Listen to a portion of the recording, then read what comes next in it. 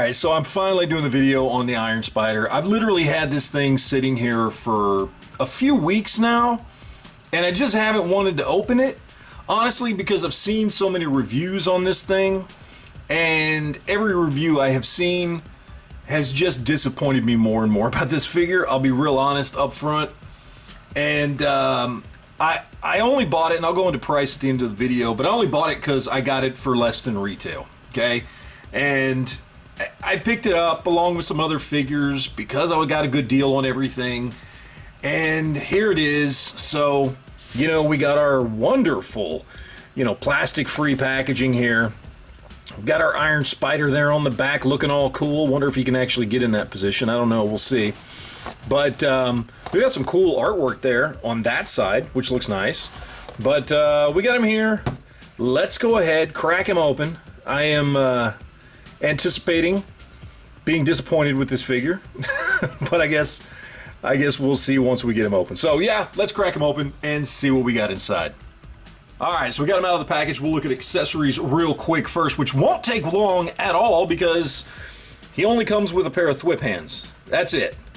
That's all we got here. I guess they consider these arms here accessories. So I don't. It's a part of the Iron Spider costume, but I guess they consider that an accessory. So there you go. Alright, so let me just say right off the bat, I'm actually more disappointed than I thought I would be. And I'll explain why. I was expecting the issues with the color and the paint. That's what I was expecting on this. And it may be kind of hard to see on video, but on this whole torso piece and the crotch and everything, you've got kind of a nice metallic dark red on there. And it actually looks pretty good. But then on the arms and the legs and the head, you've got just kind of a shiny plastic maroon color. So the legs and arms and head don't match the torso piece, which actually does look good, is painted well. I will say the paint apps are good and clean and crisp. The gold on the figure looks great. But of course then there's the arms, which are just kind of a dark yellow plastic. They're not even gold colored. So they don't match the gold on the outfit. So, you know, paint issues are exactly why I thought I would be disappointed with this, and I got that. What I was not expecting is this figure has probably the most gummy feeling joints I have felt on a Marvel Legend in I don't even know how long. Ever, maybe? The joints just don't even... I mean, you can kind of feel the ratcheting going on here, but it's almost you can feel the joints stretch as you move them before they kind of snap into a ratchet point. You can feel the knee kind of stretch as you try and get it to that next ratchet point there. Same thing with the elbows. It's bad. Like, it's really, really gummy feeling on these joints, and I wasn't expecting that, but hey, guess what? I got it, so that's good, I guess. Also, one of my arms on this came in bent, which is an easy fix with a little bit of heat.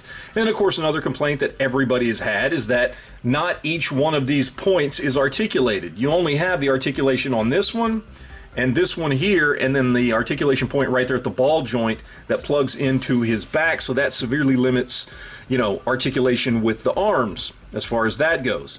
You know, the other thing with the arms is, like, it would be cool to be able to get him into some position where the arms could actually hold him up, and that's just not going to happen. These arms are just simply not strong enough to do that, and this one's even bent off a little bit. It's like shooting off to this side, even though it's plugged straight into the back. Look at it, the way it's twisted up there. Again, I can fix that with heat, but I shouldn't have to. But yeah, these won't even like hold him up if you wanted to. Like, they're not gonna hold him up. So yeah, articulation's fine. As far as the figure itself, it's all good modern Marvel Legends articulation, so there's not really anything to complain about there. The sculpt is good, simple, but good. Gets the feeling, evokes the feeling of Iron Spider, so you do have the kind of raised texturing there on the spider on the front. The eyes look great, so there is some good here. I mean, it's not a horrible figure, but there is just so much in the paint and with these arms that was just done so poorly that you would want in an Iron Spider figure, and that's kind of a problem as far as I'm concerned. And honestly, like I said, I was expecting to be disappointed with this guy, and I am. So, you know, there it is. There's good old Iron Spider. Let's go ahead, do some comparisons, throw them up with some other figures, and see how this guy stacks up. Alright, so now we got to compare him to what, in my opinion, are the two best Spider-Man figures we have ever gotten, period. End of story. Of course, we got the Amazing Fantasy Spider-Man and the Renew Your Vows Spider-Man from the 2-pack.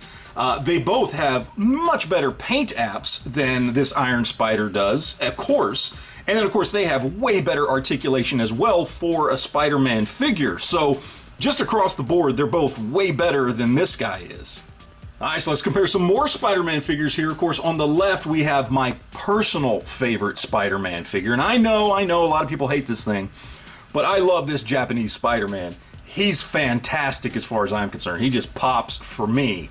But either way, whether you like him or not, just from an objective point of view, he's way better than this Iron Spider, because at least he's got great paint apps. And then on the right, you want to know how to do an armored Spider-Man figure right. It's this guy right here. This guy's great. I love this thing. This thing is amazing. Beautifully done. I mean, this is how you do an armored Spider-Man right there. This is not. Alright, so we ain't gonna beat around the bush here. This thing sells for over 30 bucks. And honestly, it's just not worth it. Period. End of story. Hands down, it's not worth it. I would not have paid that much money for it. I got it with one of those deals at Target where you spend so much money, you get $25 off. And because I bought several things, I basically whittled the price of this thing down to about $23. So that's the only reason I picked him up, is because I basically paid 23 bucks for him.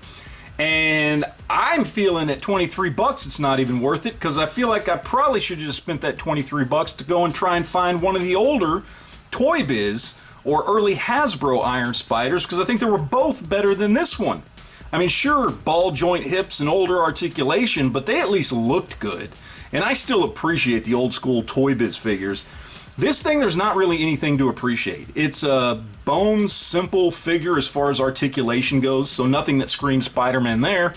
The paint apps are off. The arms don't look good, don't have good articulation, aren't painted properly, and you got gummy joints on top of that. So there's not really any way I can recommend this figure.